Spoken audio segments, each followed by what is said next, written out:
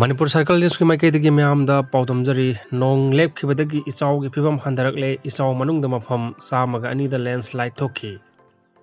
हौखिब नुमित निनी रोम असिदा नोंग ताबा लेपखिबना मरम ओइरगा इचाव की फिबम हंदरकले अदुबु मफम खरददी इरम खोंगलम सिंगदगी सेंसिलकपा इसिंगना इचाव मायोकनबा यावरी हंदक थोखिबा इचाव मनुंग असिदा पुन्ना मफम सामगा मरीदा लैंडस्लाइड थोखी इचाव असिना पुन्ना लाख अमगा लिसिंग हुम्फु मरी सनिपान हुम्फुद्रा मपन चैथेंग पंखी इचाव मनुंगदा मियोय अमा इसिंगना सेन थबदगी सिखी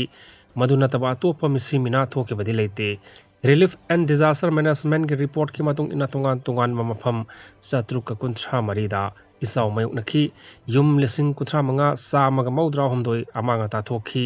इचाव असिना लौ परी लिसिंग मरफुनितोय हुम्फुद्रा मपनदा थाबा मई मरोंग सिंग मांग ताखी युमदा योकपा शासन हुम्फु मरी सिखी इचाव न थोमजिनख्रबा मफम क्यादगी पुन्ना मियोय लिसिंग अहुम चाबा पंद्रा त्रेट रेस्क्यू तौखी तोंगान रिलीफ कैम्प हुम्फुद्रा त्रेट हांगदोखी इचाव असिना मरम ओइरगा स्टेट असिगी तोंगान मफम सिंगदा इंफ्रास्ट्रक्चर यांखै अमांगा ताथोखी इम्फाल ईस्ट की ओइना अमांगा ताथोखिबा सिंगी मनुंगदा इम्फाल ईस्ट की DC ASP Porompat police station यावरी